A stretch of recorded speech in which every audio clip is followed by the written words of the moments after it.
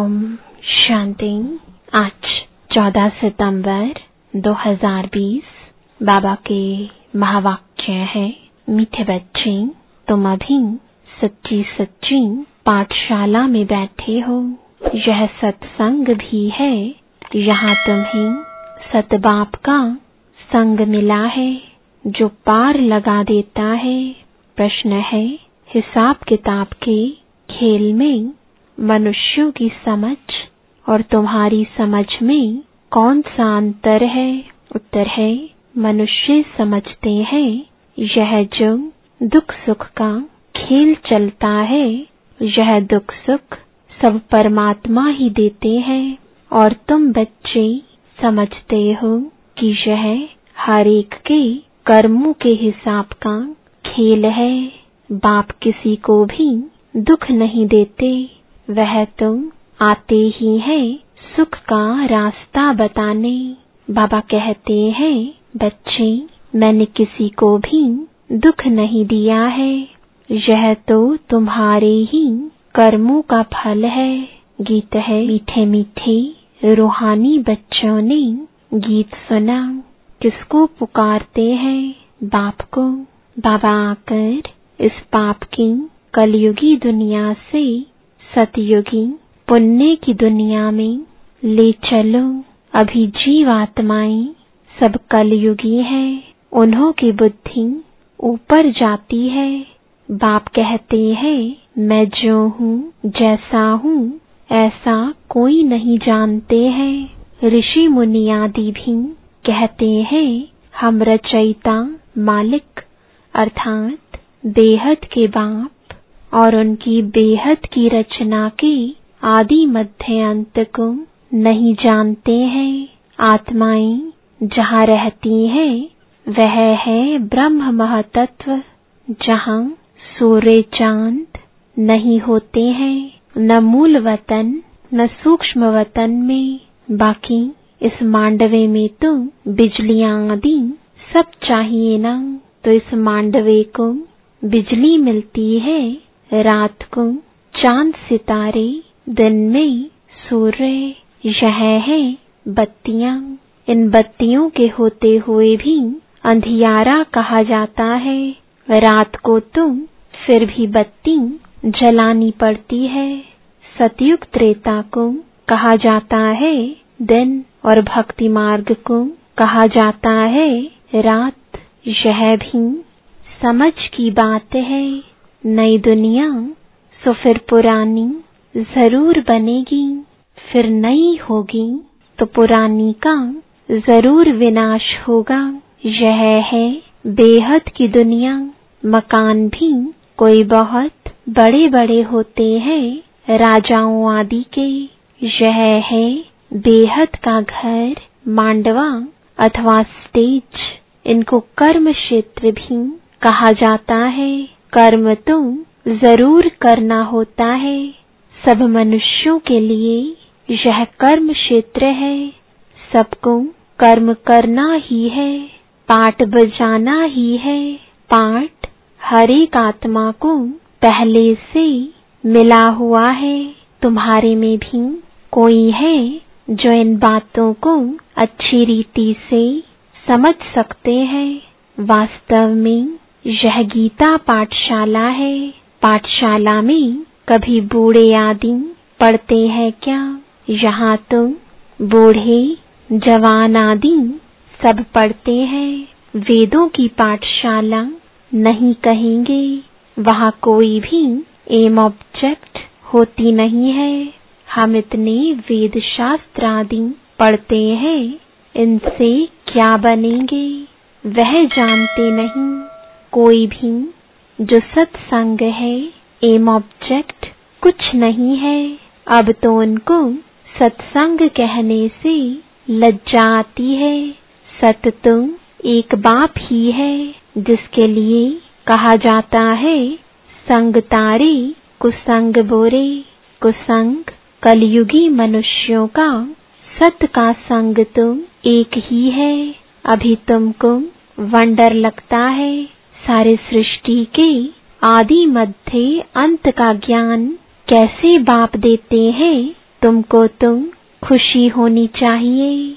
तुम सच्ची सच्ची पाठशाला में बैठे हो, बाकी सब है झूठी पाठशालाएं। उन सत्संगों आदि से कुछ भी बनकर निकलते नहीं। स्कूल कॉलेज आदि से फिर भी कुछ बनकर निकलते हैं, क्योंकि पढ़ते हैं, बाकी कहाँ भी पढ़ाई नहीं है। सत्संग को पढ़ाई नहीं कहेंगे।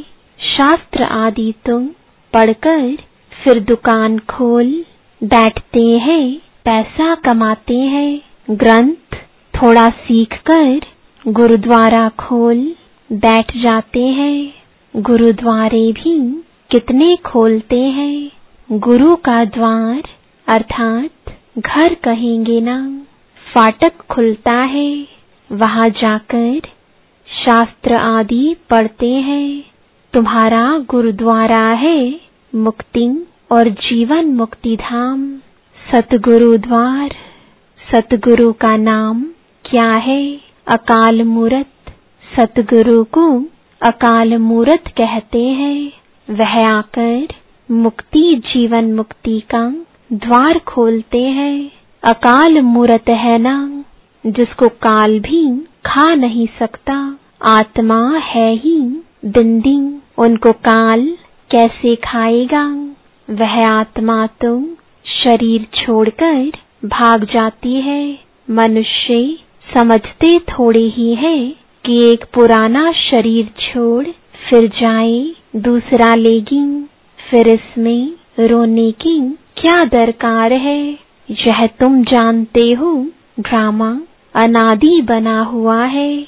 हर एक को पाठ बजाना ही है। बाप ने समझाया है सतयुग में है नष्टो मोहा, मोह जीत की भी कहानी है ना।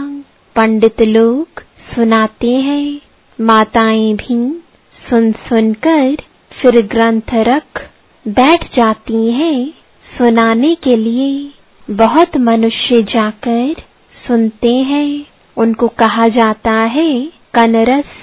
ड्रामा प्लान अनुसार मनुष्य तो कहेंगे हमारा दोष क्या है? बाप कहते हैं तुम हमको भुलाते हो कि दुख की दुनिया से ले जाओ। अब मैं आया हूँ तो मेरा सुनना चाहिए ना। बाप बच्चों को बैठ समझाते हैं, अच्छी मत मिलती है तो वह लेनी चाहिए ना। तुम्हारा भी कोई दोष नहीं है, यह भी ड्रामा था। राम राज्य रावण राज्य का खेल बना हुआ है। खेल में कोई हार जाते हैं तो उनका दोष थोड़े ही है। जीत और हार होती है, इसमें लड़ाई की बात नहीं। तुमको बादशाही थी, यह भी आगे तुमको मालूम नहीं था। अभी तुम समझते हो। जो सर्विसेबल है, जिसका नाम बाला है। दिल्ली में सबसे नामी ग्रामी समझाने वाला कौन है? तो झट नाम लेंगे जगदीश का। तुम्हारे लिए मैगजीन भी निकालते हैं, उसमें सब कुछ आ जाता है। अनेक प्रकार की पॉइंट्स लिखते हैं, ब्रिजमोहन भी लिखते हैं। लिखना कोई मासी का घर थोड़े ही है। जरूर विचार सागर मंथन करते हैं, अच्छी सर्विस करते हैं। कितने लोग पढ़कर खुश होते हैं, बच्चों को भी रिफ्रेशमेंट मिलती है। कोई कोई प्रदर्शनी में बहुत माथा मारते हैं, कोई कोई कर्म बंधन में फंसे हुए हैं, इसलिए इतना उठा नहीं सकते हैं। यह भी कहेंगे ड्रामा। अबलाओं पर भी अत्याचार होने का ड्रामा में पार्ट है। ऐसा पार्ट क्यों बजाया, यह प्रश्न ही नहीं उठता। यह तो अनादि बना बनाया ड्रामा है। उनको कुछ कर थोड़े ही सकते हैं।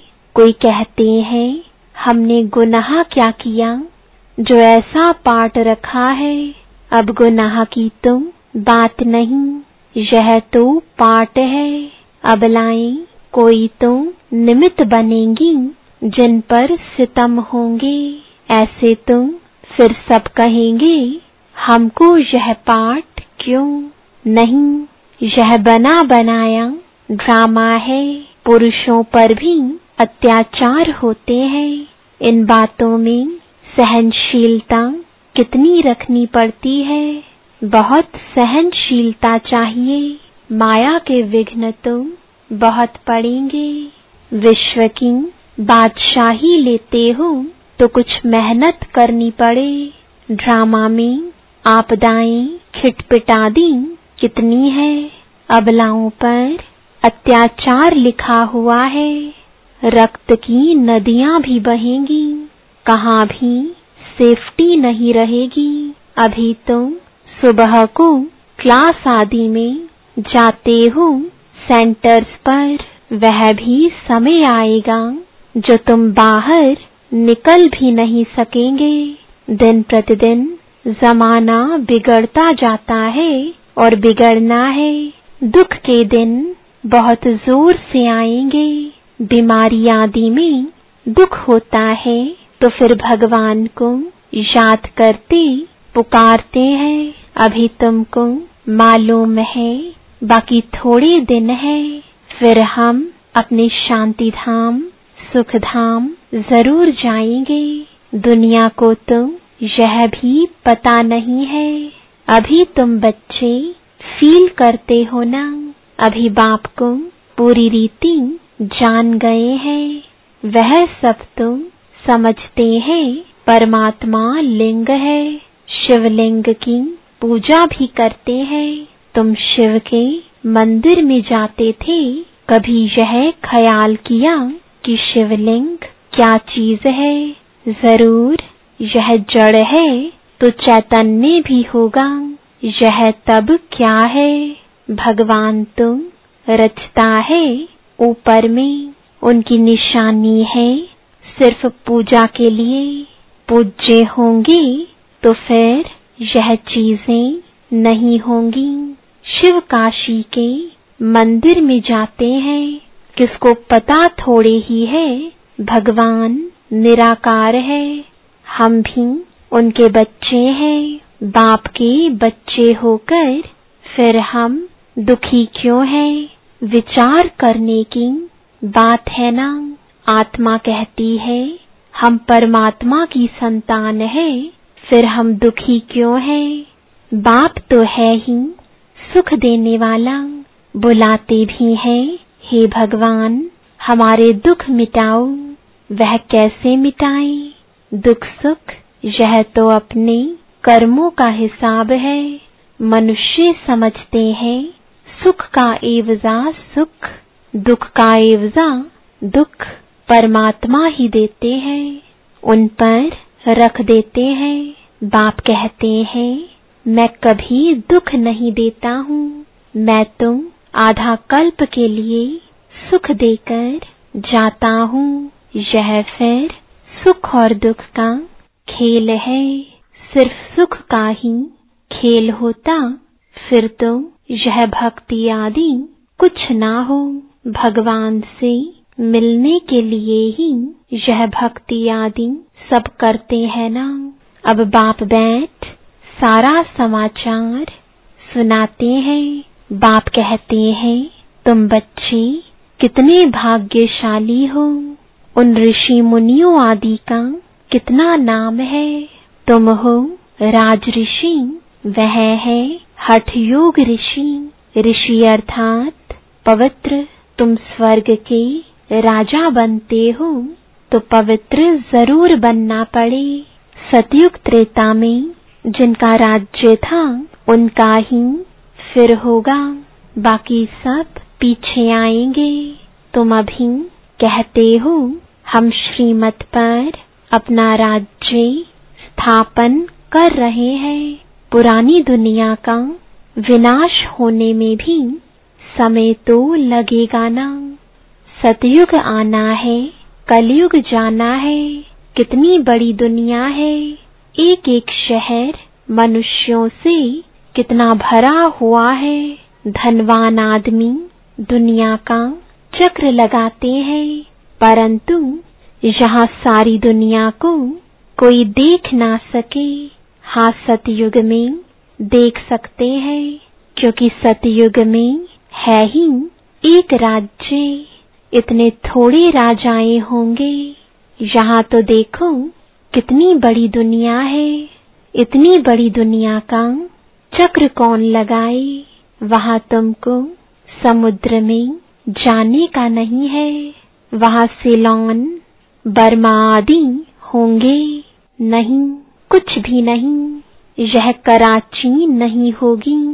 तुम सब मीठी नदियों के किनारे पर रहते हो। खेती बाड़ी आदि सब होती है। सृष्टि तो बड़ी है। मनुष्य बहुत थोड़े रहते हैं। फिर पीछे वृद्धि होती है। फिर वहां जाकर अपना राज्य स्थापन किया। धीरे धीरे हप करते गए, अपना राज्य स्थापन कर दिया। अभी तो सबको छोड़ना पड़ता है। एक भारत ही है जिसने किसी का भी राज्य छीना नहीं है, क्योंकि भारत असल में अहिंसक है ना। भारत ही सारी दुनिया का मालिक था और सब पीछे आए हैं, जो टुकड़े टुकड़े लेते गए हैं। तुमने कोई को हप नहीं किया है, अंग्रेजों ने हप कर लिया है। तुम भारतवासियों को तो बाप विश्व का मालिक बनाते हैं। तुम कहाँ गए थोड़े ही हो। तुम बच्चों की बुद्धि में यह सारी बातें हैं। बूढ़ी माताएं तो इतना सब समझ ना सके। बाप कहते हैं, अच्छा है जो तुम कुछ भी पढ़ी नहीं हो। पढ़ा हुआ सब बुद्धि से निकालना पड़ता है। एक बात सिर्फ धारण करनी है, मीठे बच्चे, बाप को याद करो। तुम कहते भी थे ना, बाबा आप आएंगे तो हम वारी जाएंगे, कुर्बान जाएंगे। तुम्हें फिर हमारे पर कुर्बान जाना है। लेन देन होती है ना। शादी के टाइम स्त्री पुरुष एक दो के हाथ में नमक देते हैं। बाप को भी कहते हैं, हम पुराना सब कुछ आपको देते हैं। मरना तो है, यह सब खत्म होना है। आप हमको फिर नई दुनिया में देना। बाप आते ही हैं सबको ले जाने। काल है ना। सिंध में कहते थे, यह कौन सा काल है जो सबको भगाकर ले जाते हैं। तुम बच्चे तो खुश होते हो। बाप आते ही हैं ले जाने। हम तो खुशी से अपने घर जाएंगे। सहन भी करना पड़ता है। अच्छे अच्छे बड़े बड़े घर की माताएं मारे खाती हैं। तुम सच्ची कमाई करते हो। मनुष्य थोड़े ही जानते हैं। वह है ही कलयुगी शूद्र संप्रदाय। तुम हो संगम युगी पुरुषोत्तम बन रहे हो। जानते हो पहले नंबर में पुरुषोत्तम यह लक्ष्मी नारायण है ना। फिर डिग्री कम होती जाएगी, ऊपर से नीचे आते रहेंगे। फिर आहिस्ते आहिस्ते गिरते रहेंगे। इस समय सब गिर चुके हैं। झाड़ पुराना हो चुका है, तना सड़ गया है। अब फिर स्थापना होती है। फाउंडेशन लगता है ना। कलम कितना छोटा होता है, फिर उनसे कितना बड़ा झाड़ बढ़ जाता है। यह भी झाड़ है। सतयुग में बहुत छोटा झाड़ होता है, अब कितना बड़ा झाड़ है। वैरायटी फूल कितने हैं मनुष्य सृष्टि के। एक ही झाड़ में कितनी वैरायटी है। अनेक वैरायटी धर्मों का झाड़ है मनुष्यों का एक सूरत न मिले दूसरे से, बना बनाया ड्रामा है ना। एक जैसा पार्ट कोई का हो नहीं सकता, इनको कहा जाता है कुदरती बना बनाया बेहद का ड्रामा। इनमें भी बनावट बहुत है। जो चीज रियल होती है वह खत्म भी होती है, फिर 5000 वर्ष के बाद रियलिटी में आएंगे। चित्र आदि भी कोई रियल बने हुए थोड़े ही हैं। ब्रह्मा की भी शक्ल फिर 5000 वर्ष बाद तुम देखेंगे। इस ड्रामा के राज को समझने में बुद्धि बड़ी विशाल चाहिए, और कुछ न समझो, सिर्फ एक बात बुद्धि में रखो, एक शिव बाबा दूसरा न कोई। यह आत्मा ने कहा, बाबा हम आपको ही याद करेंगे, यह तो सहज है ना। हाथों से कर्म करते रहो और बुद्धि से बाप को याद करते रहो। अच्छा, मीठे मीठे सिकिलदे बच्चों प्रति माता पिता बाप दादा का याद प्यार और गुड मॉर्निंग। रूहानी बाप की रूहानी बच्चों को नमस्ते। रूहानी बच्चों की रूहानी बाप दादा को गुड मॉर्निंग और नमस्ते। धारणा के लिए मुख्य सार है, पहला, सहनशीलता का गुण धारण कर माया के विघ्नों में पास होना है। अनेक आपदाएं आएंगी, अत्याचार होंगे, ऐसे समय पर सहन करते बाप की याद में रहना है, सच्ची कमाई करनी है। दूसरा, विशाल बुद्धि बन इस बने बनाए ड्रामा को अच्छी रीति समझना है। यह कुदरती ड्रामा बना हुआ है, इसलिए प्रश्न उठ नहीं सकता। बाप जो अच्छी मत देते हैं उस पर चलते रहना है। वरदान है, बाप समान वरदानी बन हर एक के दिल को आराम देने वाले मास्टर दिलाराम भव। जो बाप समान वरदानी मूर्त बच्चे हैं वह कभी किसी की कमजोरी को नहीं देखते, वह सब के ऊपर रहम दिल होते हैं। जैसे बाप किसी की कमजोरियां दिल पर नहीं रखते, ऐसे वरदानी बच्चे भी किसी की कमजोरी दिल में धारण नहीं करते।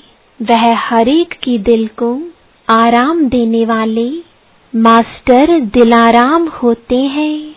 इसलिए साथी हो या प्रजा सभी उनका गुणगान करते हैं। सभी के अंदर से यही आशीर्वाद निकलती है कि यह हमारे सदा स्नेही सहयोगी हैं।